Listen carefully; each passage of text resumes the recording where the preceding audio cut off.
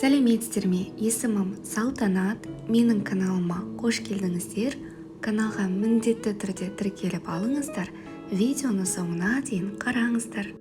Бүгін ең сүйікті салаттарымның бірінің рецептімен бөлісемін.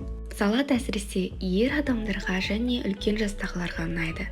Бізге қажет ингредиенттер: осында 3 орташа картоп, суға піскен туралған ет, маринадталған қияр, жасыл бұршақ, жұмыртқа, майонез.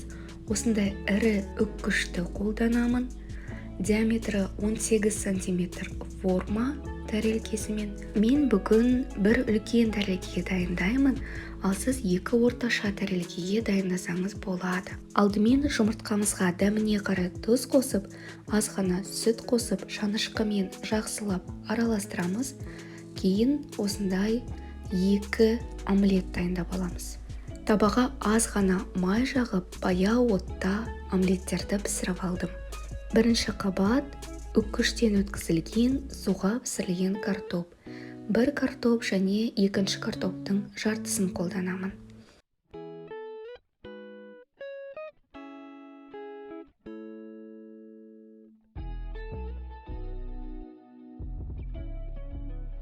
Азғана тұз қосып, үстіне майонез жағамыз.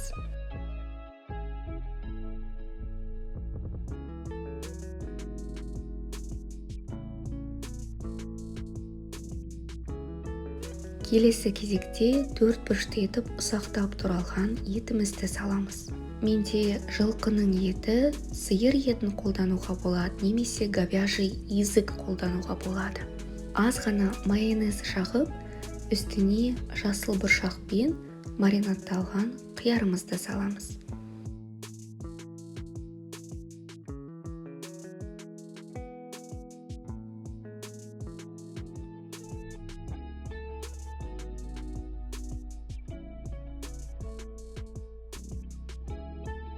Тағы да майонез жағамыз және қабаттарды қайталаймыз.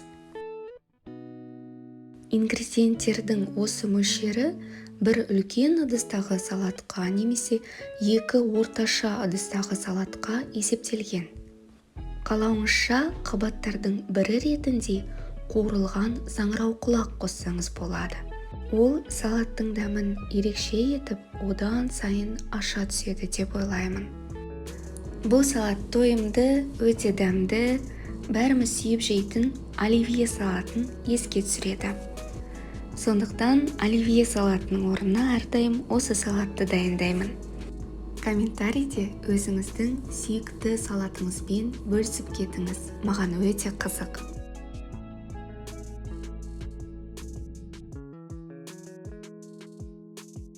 Мен екінші қабатқа қиярды қосуды ұмыттым. Сіздерге міндетті түрде қосуға кеңес беремін. Соңғы қабат бізде омлет, оны турап аламыз және барынша әдемі етіп орналастыруға тырысамыз.